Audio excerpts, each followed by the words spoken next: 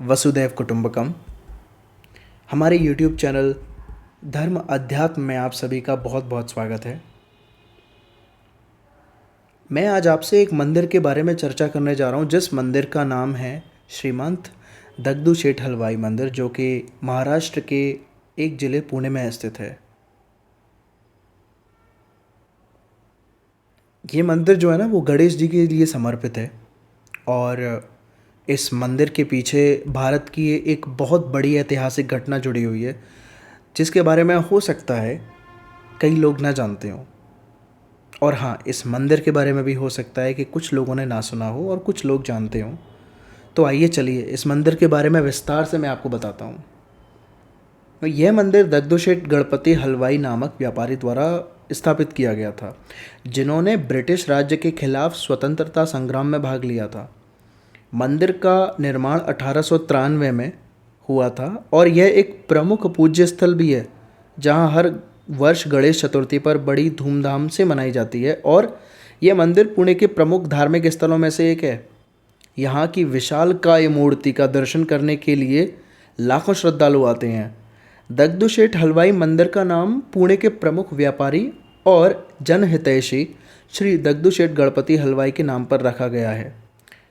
दगदू शेठ गणपति हलवाई एक प्रमुख हलवाई थे, जो 18वीं सदी में पुणे में व्यापार करते थे। मंदिर का नाम उनके नाम पर इसीलिए रखा गया था क्योंकि दगदू शेठ गणपति हलवाई ने अपनी धन्यता का उपयोग समाज के लाभ के लिए किया। उन्होंने पुणे में शिक्षा, स्वास्थ्य सेवा और सामाजिक कल्याण के कई क्षेत्रों में मदद की। मंदिर की स्थापना करके उन्होंने एक स्थान बनाया जहां लोग भगवान गणेश की पूजा और अर्चना कर सके। वह सामाजिक कार्यों में भी सक्रिय रहे और गरीब, बेरोजगार और आवश्यकतामंद लोगों की मदद के लिए हमेशा तैयार रहते थे। और उन्होंने लोगों की मदद के लिए बहुत यात्राएं भी की थी। उनका उद्देश्य सामाजिक समृद्धि और समाज में सामाजिक न्याय की प्रोत्साहन करना था। श्रीमंत दगदू शेठ हलवाई और उनकी पत्नी लक्ष्मी बाई पुणे में बसे हुए एक व्यापारी और मिठाई बनाने वाले थे। उनकी मूल हलवाई दुकान आज भी पुणे में दगदू शेठ हलवाई स्वीट्स के नाम से मौजूद है, जो दत्ता मंदिर के पास आकरा मारुति चौक में स्थित है। धीरे धीरे वे एक सफल मिठाई विक्रेता और धनी व्यापारी बन गए। 1800 के दशक में उनके एकल पुत्र की मृत्यु प्लेग महामारी में हो गई। उन्हें एक दयालु ऋषि ने प्रारंभिक गणेश मंदिर बनाने की सलाह दी उस समय। बाद में क्योंकि उनके पास कोई उत्तरदाता नहीं था, दगदू शेठ ने अपने भागीदार गोविंद शेठ को गोद लिया, जो उनकी मृत्यु के समय 9 वर्ष के थे। गोविंद शेठ 1891 में पुणे में जन्मे थे। उन्होंने पहली गणेश मूर्ति को एक नई मूर्ति से बदल दिया। पहली मूर्ति आज भी अकरा मारुति चौक में मौजूद है और वह एक उदार और दयालु आदमी थे, जिन्होंने कुश्ती ट्रेनिंग सेंटर में एक और गणेश मूर्ति स्थापित की, जिसे जगोबा दादा तालीम कहा जाता है। यह तालीम दगदू शेठ की भी थी क्योंकि वह एक पूर्व कुश्ती प्रशिक्षक भी थे।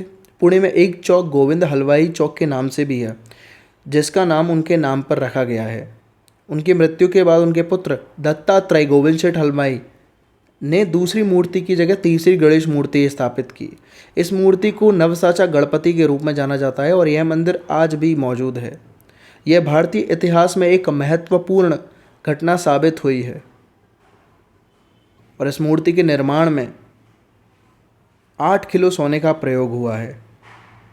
पहली मूर्ति की स्थापना 1893 में, 1896 और उसके बाद 1967 में हुई, जिसका निर्माण विख्यात शिल्पकार श्री शंकर अप्पा ने किया। स्वतंत्रता संग्राम के दौरान जब बाल गंगाधर तिलक जी ने गणेश उत्सव को जब सार्वजनिक उत्सव में बदलने का आह्वान किया, तब यह मंदिर आस्था का केंद्र बन गया था।